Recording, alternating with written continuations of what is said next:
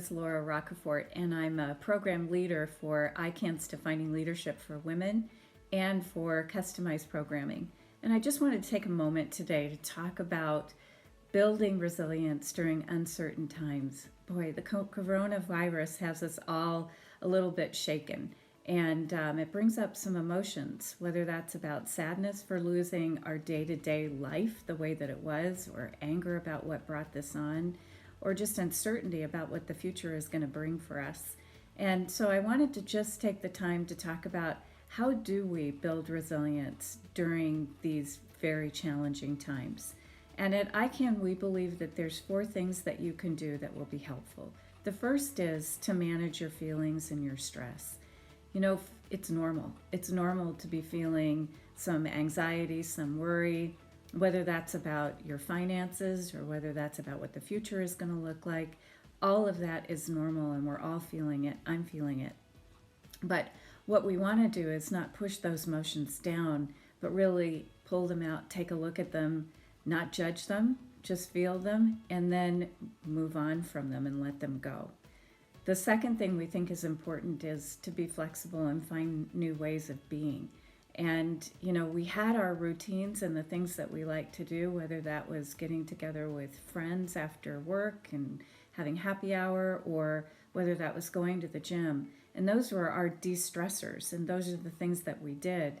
But it's really important that we not sit in front of the television set and eat, which, you know, that's a part of what we can do during these times, but really look at what else could I be doing?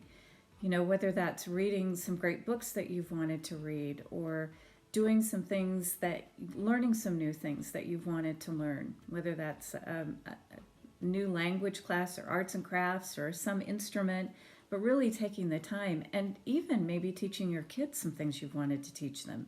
Maybe you wanted to teach them how to balance a checkbook or how to cook or how to do laundry. But all that time is accessible for us now, and it might be useful just to take the time now to do that. You won't get this time back. The third thing we think is important is to reinvent self-care. And again, whatever those things were that you were doing or maybe not doing, it's the time to do them. Get outside, go for a walk, go for a run, take the kids out, do the chalk activities that everybody is doing. Find some ways to be active and take care of yourself. And spring is here, not on a snowy day, but spring is here and it's beautiful outside. So get out and see what that's all about. And finally, the last thing that we'd like to suggest is that you be grateful and positive. You know, one of the things that you can do is start a gratitude journal if you're not doing that now, and write down 3 things every day that you're grateful for.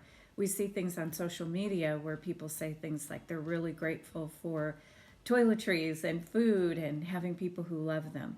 So take a moment to think about those things that you're grateful for every day, and even take a moment to write a letter to someone that you really appreciate that's done something for you in your life. And rather than just put it in the mail, make a phone call and tell them how much you appreciate them. Read the letter to them.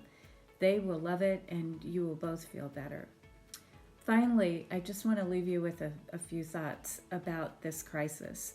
You know, when you think about what brings you meaning and joy, this time has given you time to settle down and just to be quiet.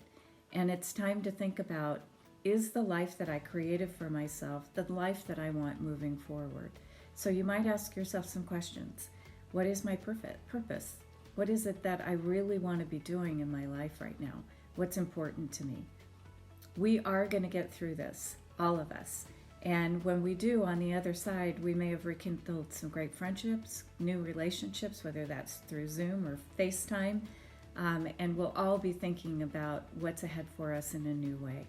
So please take care of yourself and know that all of us at ICAN are thinking about you. Thanks, everyone.